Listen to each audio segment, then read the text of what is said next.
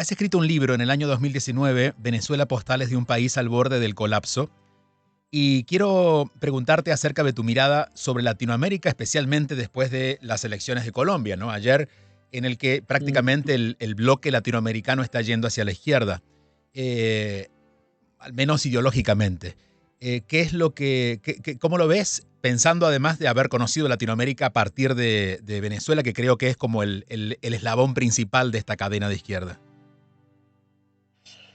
Sí, y el eslabón por ahí más incómodo, ¿no? Bueno, para todas las cabezas de izquierda, el eslabón Venezuela es el más incómodo para todos en Claro, Latinoamérica, ¿no? porque Justo ahora el vengo de, fracaso, sí. exacto, vengo a hacer un viaje ahora por Estados Unidos, un viaje de estudio, de periodismo de investigación, Ujú, con 14 periodistas latinoamericanos, ujú, de Argentina, Paraguay, Uruguay, Bolivia, Ecuador, Colombia, Nicaragua, Venezuela y El Salvador. Y discutimos mucho ujú. la cuestión latinoamericana. Lo de Petro me sorprendió. A mí no me gusta decir para bien o para mal, porque cuando no es mi país siempre me parece irresponsable. Si me preguntas íntimamente, me sorprendió para bien. Colombia tiene una tradición fuerte con la derecha. El fenómeno de Boric en Chile, que yo también cubrí Chile en 2019, también me sorprendió, pero me parece que Boris tiene una mirada interesante sobre Venezuela. Por ejemplo, siendo alguien de izquierda, no es complaciente con Maduro. Ujú, Entonces me parece siempre Chile el país por ahí más responsable de la región. ujú. Eso me parece muy admirable. Miro con preocupación lo que pasa en Ecuador, ahora con Lazo. Hay unas revueltas muy grandes en este momento en Ecuador. Varios días de paro, muchas protestas en las calles. El presidente Lazo sacó una ley en la que después se echó para atrás, en la que básicamente restringía la libertad de la prensa, ¿no? Ujú. Decía que era prohibido, había que bajar ciertos sitios, prohibido el uso de Internet en ciertas circunstancias, después se echó para atrás. Después pasa lo de Petro en Colombia, eh, mientras pasa lo de Ecuador, perdón, lo de Ortega en Nicaragua, la Cumbre de las Américas. Está bien raro, ¿no? Ujú. El continente, está bien raro, porque este gesto extraño a Estados Unidos, equivocado para mí de no invitar, pero a su vez que, bueno, uno dice, querría que fuera, como dijo Almagro, ¿no? Pinochet o Videla, y bueno, tiene lógica. Es un momento muy extraño, donde me es difícil saber para qué lado va. Yo Bueno, descreo de... da la Sí, impresión decime, de perdón. que estuviéramos todavía en ese movimiento intermedio donde algo va a pasar, pero todavía no se terminó de definir, ¿no? Que estuviéramos en plena transición hacia algo nuevo que no sabemos qué Da esa es. impresión, o sea, da Sí. la impresión de que nos estamos moviendo como continente hacia la izquierda, pero a su vez tenemos los fenómenos de Bolsonaro y Milei, Ujú, o ujú, sea, que empieza a crecer la derecha también. ujú, Es como si fuese que fuera por turnos, ¿no? Bueno, ujú. ahora a este le De toca un extremo a turno de extremo. izquierda, después a Argentina le tocará un turno de derecha porque viene de un turno de izquierda. Es medio extraño. Estuvimos viendo una TEDx que hiciste en Córdoba que se llama Prohibido decir, la cultura de la cancelación. Y queríamos conversar un poquito más contigo, nos quedan unos minutos. En principio, que nos cuentes de tu mirada, cómo explicarías la cultura de la cancelación de la que mucho se habla y pocos saben exactamente de qué va. Y después preguntarte acerca de lo que dices ahí, pero cómo la explicarías? Yo diría que es una especie de complot social, o no complot social, pero no complot, pero acuerdo social por dejar afuera de la esfera pública a ciertas personas o ciertos discursos que caen antipáticos o que son políticamente incorrectos o no aceptados por esa sociedad. O sea, la manera de lidiar eh, es un modo de lidiar con las ideas que no nos gustan, que es Ujú, cancelándolas y dejándolas por fuera de lo socialmente aceptado, que tiene como resultado que mucha gente termine siendo cancelada, ¿no? ujú, Hay gente que por decir una opinión equivocada o por tener una opinión contraria a la que tenemos muchos, o por decir algo políticamente incorrecto, la sociedad se organiza y hace una especie de campaña por convertir a esa persona en un paria y dejarlo afuera, sobre todo en las redes sociales, ¿no? Señalarlo como el mal, señalarlo como una mancha de veneno de la que no hay que estar cerca, ujú. y obviamente de algún modo se parece algo a una especie de juicio previo, no sentencia sin juicio previo. Por eso creo que es muy peligrosa. Ujú. Creo que el hecho de que podamos encontrarle un nombre y llamarle cultura de la cancelación hace posible que también podamos hacer algo diferente. Pienso esto porque no es nuevo. Es decir, siempre ha habido, no sé, editoriales que no han querido publicar libros porque no eran los que ellos pensaban que deberían publicarse, la talla de la iglesia en algunos años. Es decir, la cancelación siempre ha existido. ¿Tú crees que estamos cerca de poder encontrar como sociedad una manera diferente de relacionarnos, por ejemplo, con las noticias o con lo que podemos leer o con lo que nos atrevemos a leer? ¿O todavía la cultura de la cancelación va a ser un sello por unos años? Yo desearía que estuviéramos, que maduráramos como consumidores de ideas y de información. Creo que por ahí viene la solución, pero creo que todavía tiene un poco por terreno por ganar la cancelación, Ujú. porque como bien dijiste, podemos hablar de censura, podemos hablar de escrache, siempre existió algo parecido, pero Ujú. las redes sociales dieron, primero que le sacaron mucho eh, peso a ejercerlo, Ujú. le dieron el arma a todo el mundo y a todo el mundo que lo puede hacer desde el anonimato. Entonces se volvió muy fácil y muy liviano cancelar, escrachar. Porque antes los escraches, por ejemplo en Argentina, cuando se escrachaba a los genocidas, eran grupos de derechos humanos que iban a la casa de personas señaladas como dictadores y dejaban una marca en la casa. Había alguien que iba a la casa, que se jugaba, que hacía la pintura, sea bien o mal, había que poner el cuerpo. Hoy es tan fácil hacerlo, ¿no? Tan barato. Bueno, es gratis, pero digo, tan barato para la autoestima o para la... No hay riesgo. Entonces creo que desgraciadamente, y hay mucha intolerancia, todavía estamos falta un poco de terreno para la cancelación.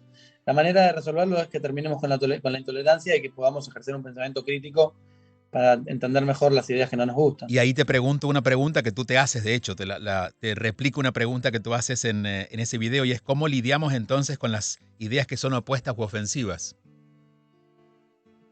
Yo creo que hablándolas y discutiéndolas con argumentos. Ujú. El problema es que, claro, hoy, como todo se consume tan rápido, Sí, pareciera muy difícil estudiar, ¿no? sí. Y Joaquín, y ahí me detengo en eso porque el espacio, por ejemplo, para ese tipo de diálogo eran los medios de comunicación. Y de alguna manera los periodistas eran el eslabón para unir entre izquierdas y derechas y crear la conversación. Pero también los medios y los periodistas, en muchos casos, son parte de los canceladores. Entonces parece que ya no hay lugar para encontrar la solución, ¿no? Sí, pero yo creo que todavía hay esperanza para los periodistas que Ujú. sean los medios o sean sus propios espacios, Claro. ¿no? Sean su canal de YouTube Ujú. o en un Spaces de Twitter o las plataformas están ahí. Ujú. Creo que hay lugar para que los periodistas sean todavía esa voz de alarma, de moderación, que puedan decir a la gente, cuidado con esto, pensémoslo de este modo, míralo por acá.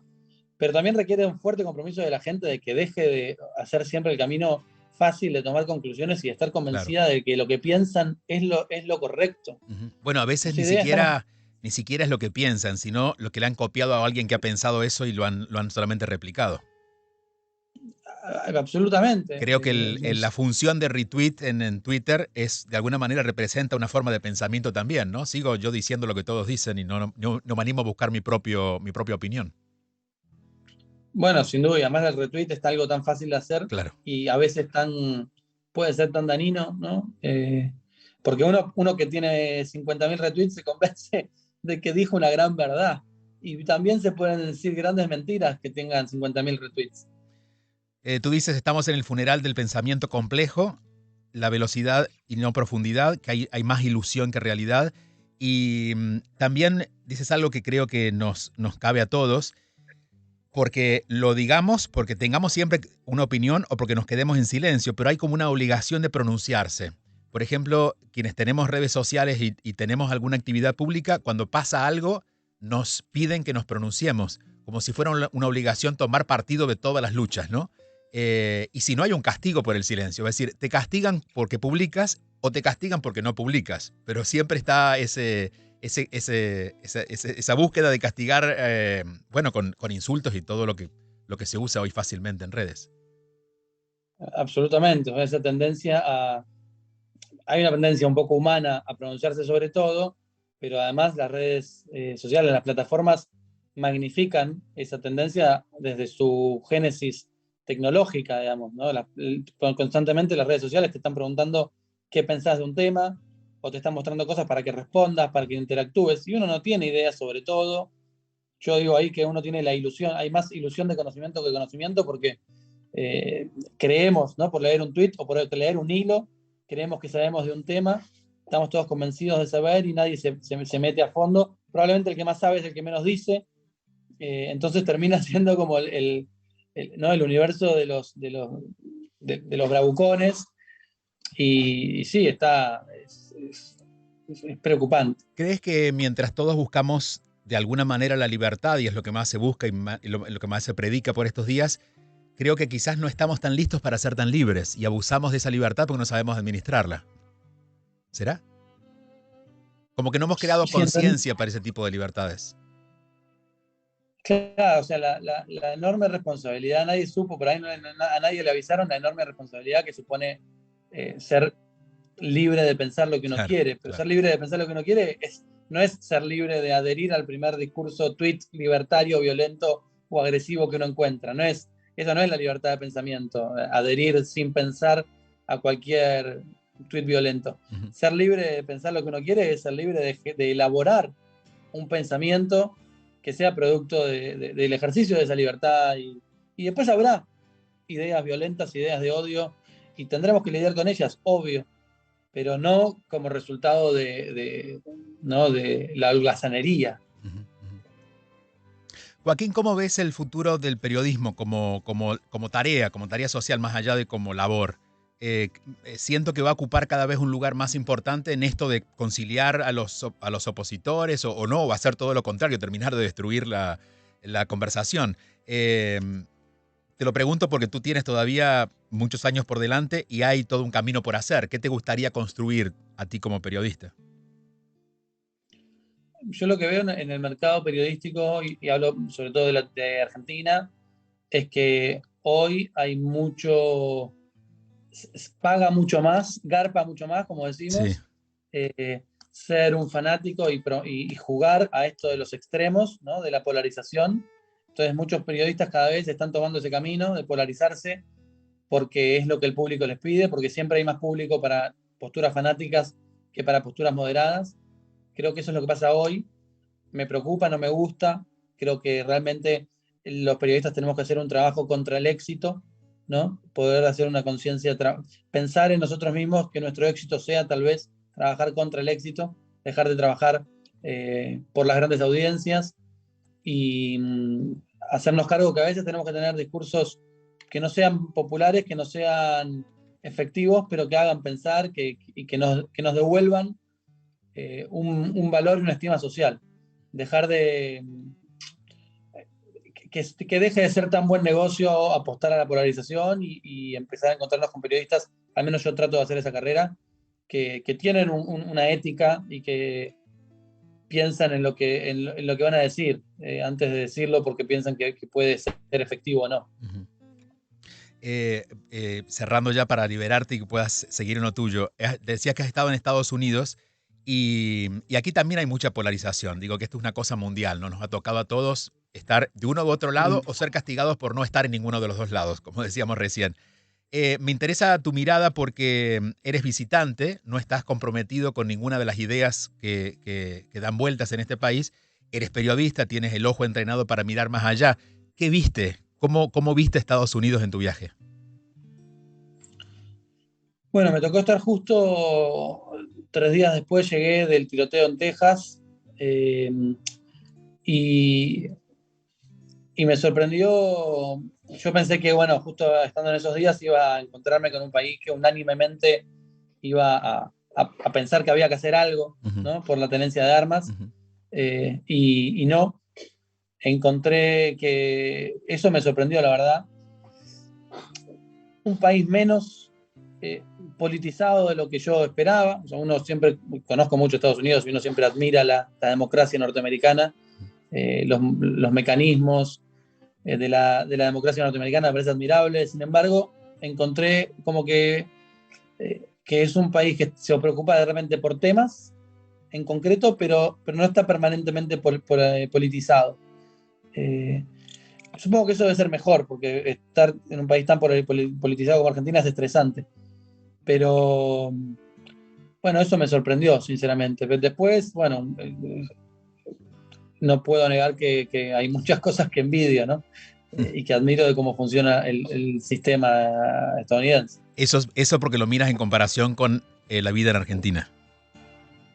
Sí, porque además, sobre todo, estuvimos hablando mucho de periodismo, estuvimos teniendo muchos encuentros con periodistas, con editores de Washington Post, de Boston Globe, y claro, cuando discutíamos de periodismo, en gran parte salía siempre el tema de los public records, ¿no? Lo importante que son los public records para el periodismo norteamericano. Claro. Y lo imposible que es para ustedes acceder a sí. archivos públicos en Latinoamérica, en Argentina, ¿no? De nada. Entonces, ahí hay un divorcio tan grande de realidades que, bueno, que obviamente como argentino me frustra, pero que está muy bien y creo que en ese aspecto Estados Unidos defiende mucho ese valor y es un gran, sin duda, un gran valor. Joaquín, te agradecemos mucho por este rato. Conversamos con Carolina Amoroso hace como un mes y queríamos conectar con esta otra mirada que han tenido ustedes visitando Ucrania y también valorar el nuevo periodismo. Ustedes forman parte de una nueva voz, de una nueva manera de hacer las cosas.